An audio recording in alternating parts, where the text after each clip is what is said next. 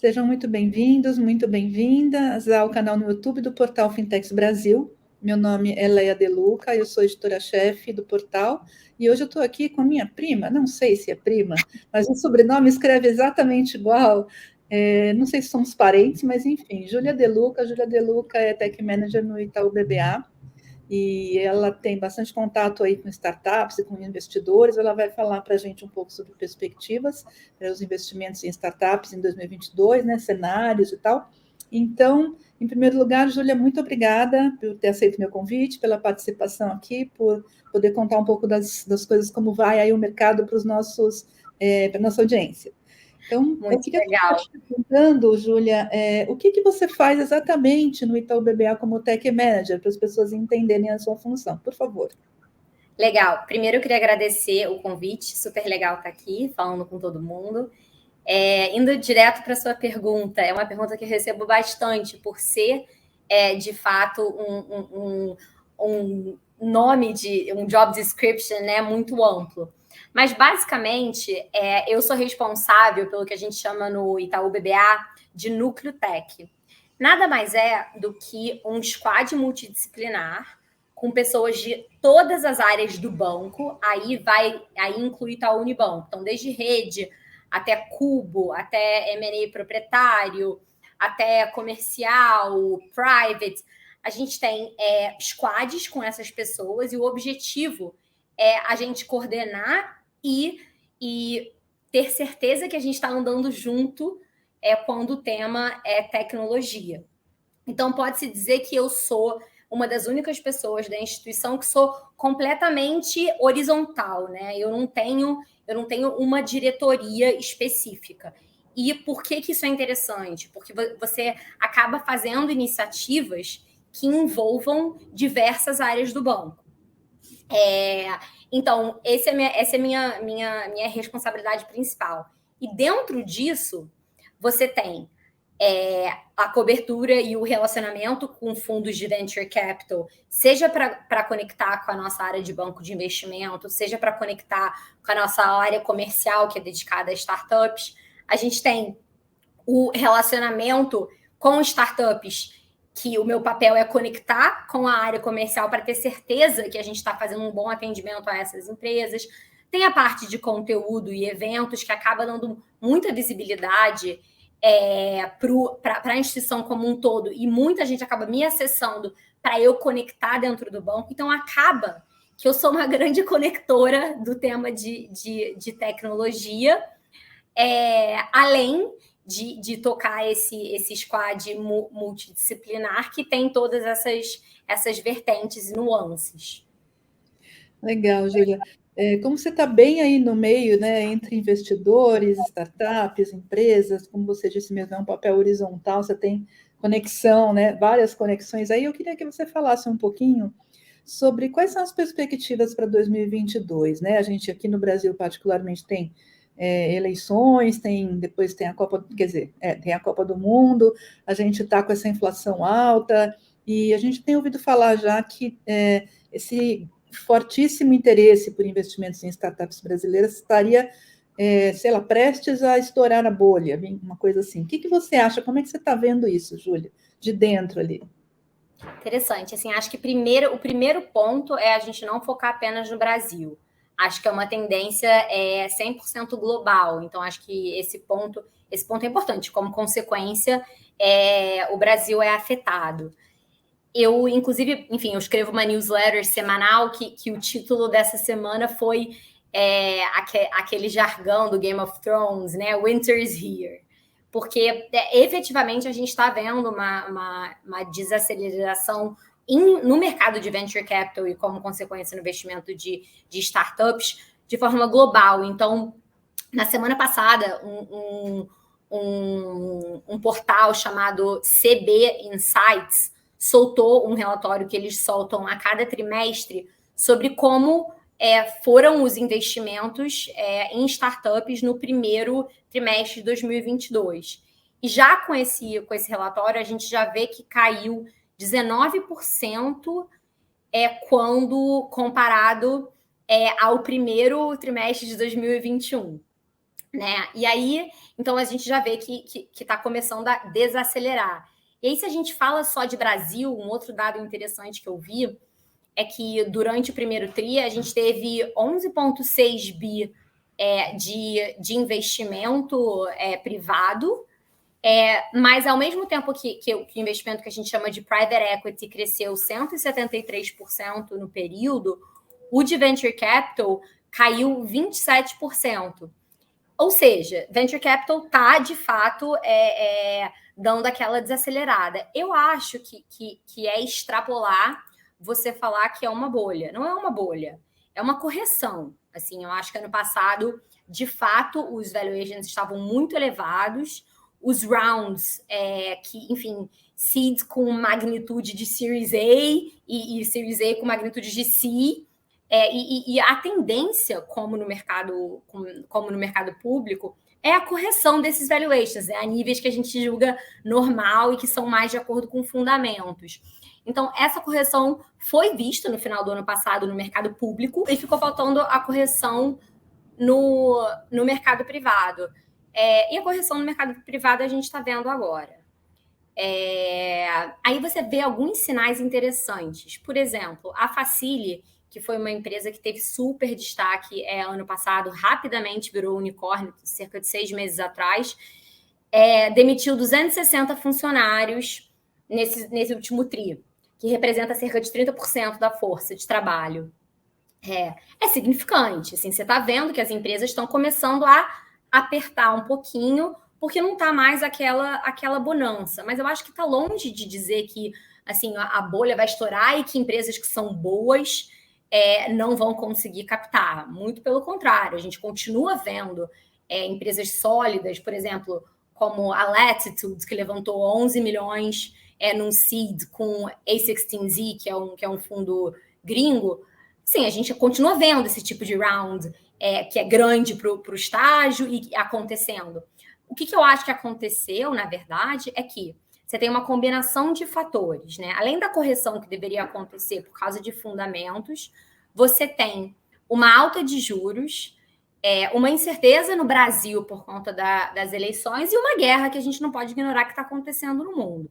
Assim, como consequência, o investidor ele fica menos apto ao risco, né? Com menos apetite a risco. E o que é investir em startup? É risco puro.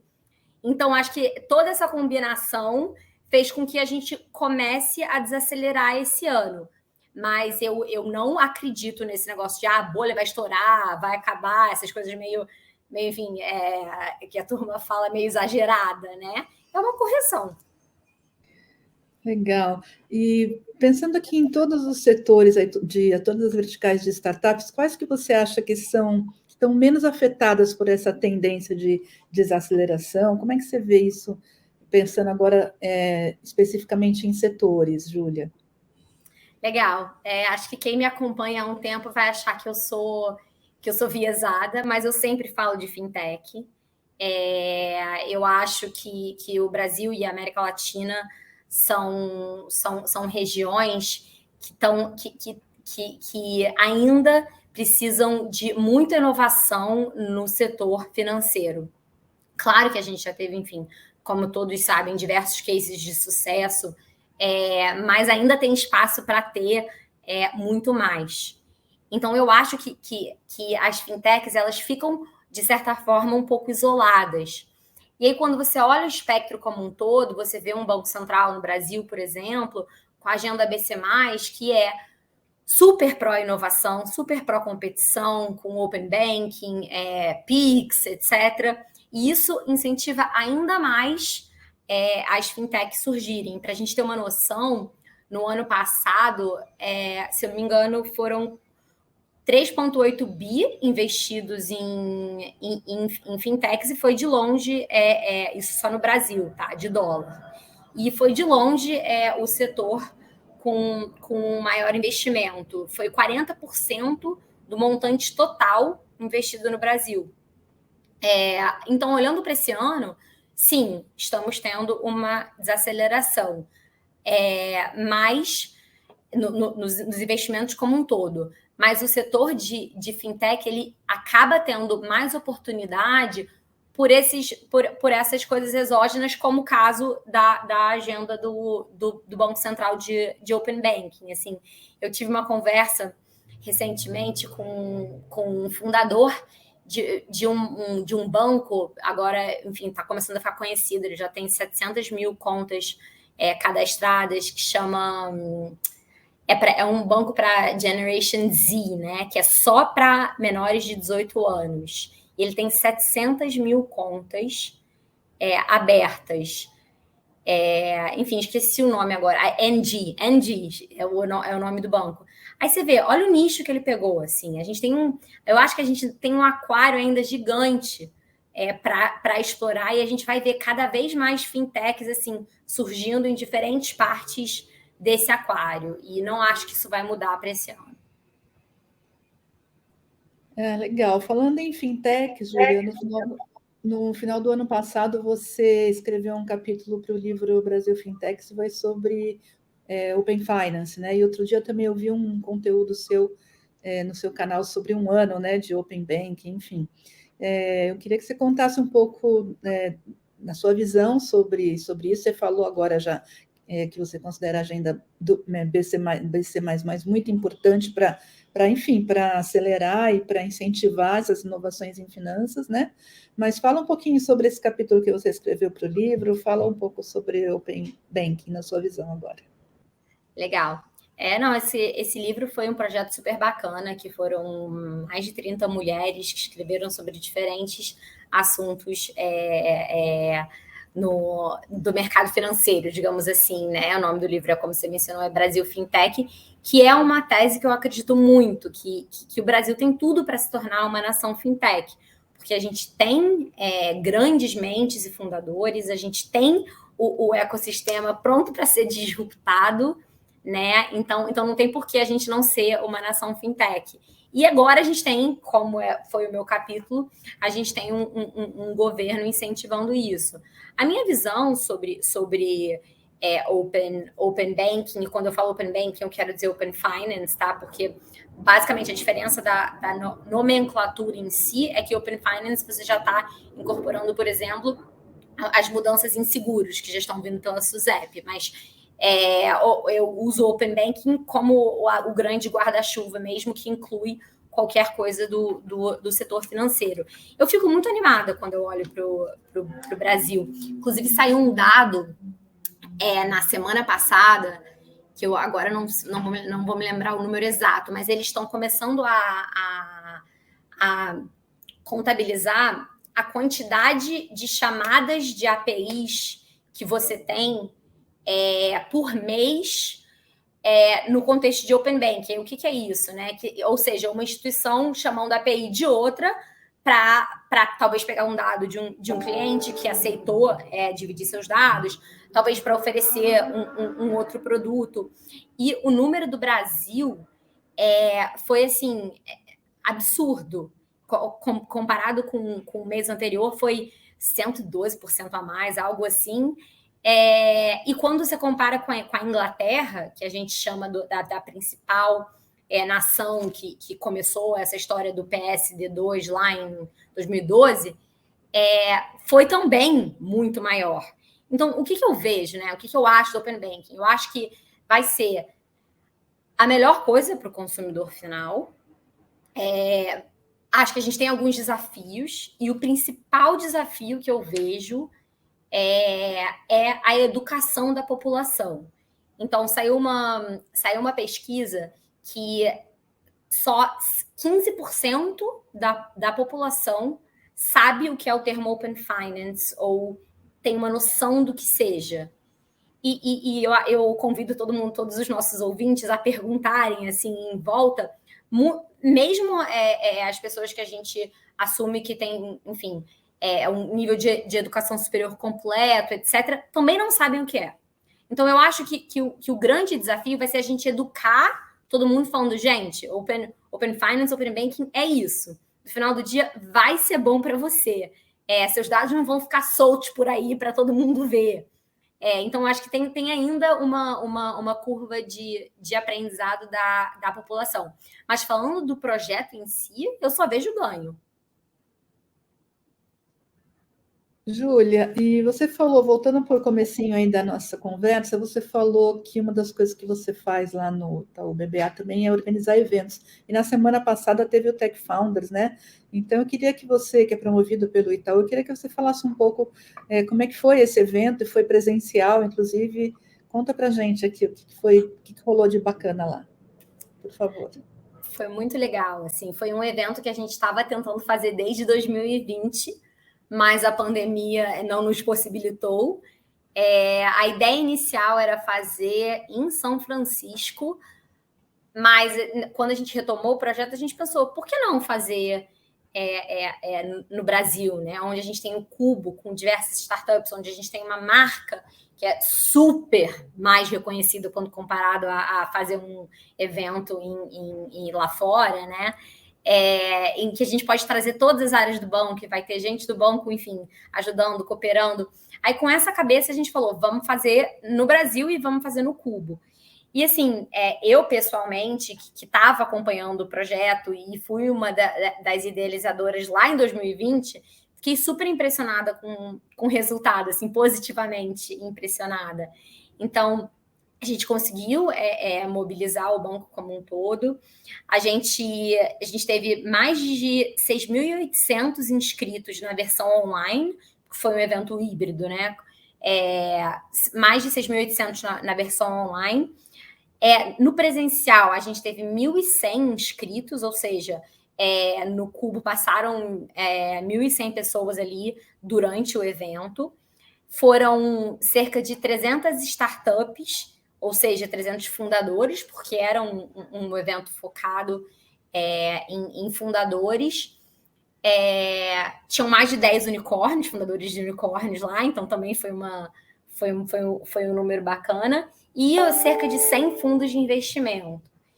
Então, eu acho que no final do dia foi um sucesso, porque a gente conseguiu, o objetivo do evento era fomentar conexões no ecossistema, seja qual for seu estágio de empresa, seja qual for sua estratégia do seu fundo, era conectar as pontas. Eu acho que com esses números, com o conteúdo que a gente mostrou, que foi de super qualidade, que foi com esses fundadores, com os nossos parceiros, que a gente teve 10 parceiros de peso entre General Atlantic, SoftBank, Monax, Oria Capital, enfim, a gente teve Endeavor, que, enfim, é super importante.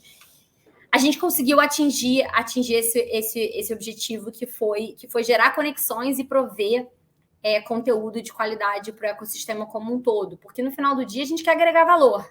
O evento pelo evento é legal, mas não tanto, né? Eu acho que quando você escuta que, putz, o conteúdo estava muito bacana, eu aprendi muito, eu conheci muita gente, então a gente considera que o dever foi cumprido e foi muito legal.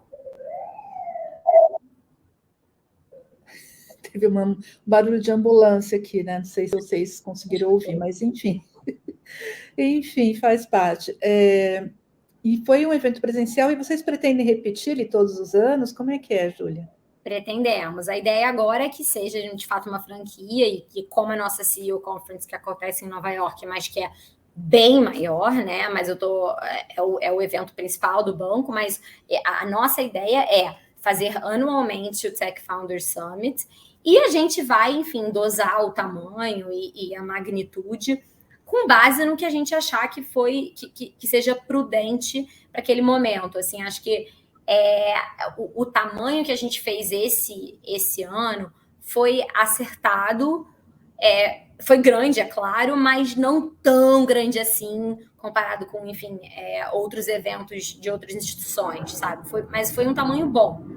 Eu acho que a gente senta para avaliar no ano que vem, na verdade vai ser no final desse ano, para a gente conseguir planejar um negócio legal, e ver o que a gente aprendeu, o que a gente faria melhor. E aí a gente vai pensando no tamanho, mas a ideia é fazer todo ano, sim, e fazer com que a gente cada vez mais fomente essas conexões no ecossistema de tecnologia.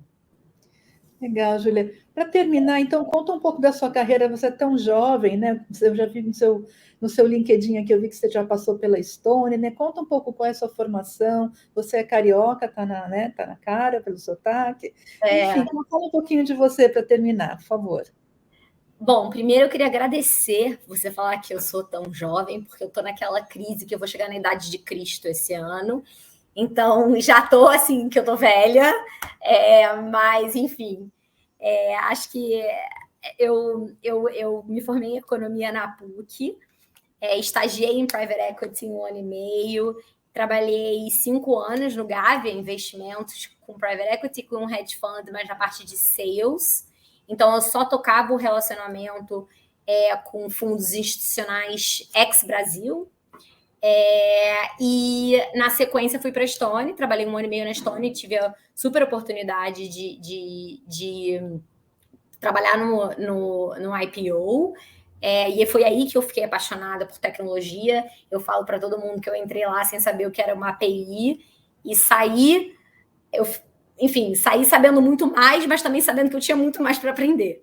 Então, foi uma super experiência e vim para o banco e agora vou fazer 4 anos de Itaú BBA. Eu comecei na corretora, também como equity sales e especialista de tecnologia, cobrindo os fundos de equity listada, que olhavam para o assunto e também ajudando a parte dos IPOs de tecnologia, que vários aconteceram, como você sabe, há 1 ano atrás, ou 2 anos atrás. E há 10 meses eu migrei para essa cadeira de Tech Manager, que é mais horizontal, ou seja, eu não estou em nenhuma das diretorias, eu fico perambulando entre uma e outra. Legal, Júlia, muito obrigada pela sua participação. Venha mais vezes conversar com a gente, atualizar aí a nossa audiência sobre as novidades aí do mercado de investimentos em startups. Então é isso, muito obrigada e até uma próxima vez, Júlia. Obrigada a você, foi um prazer. Vamos descobrir se somos primas depois. Não é?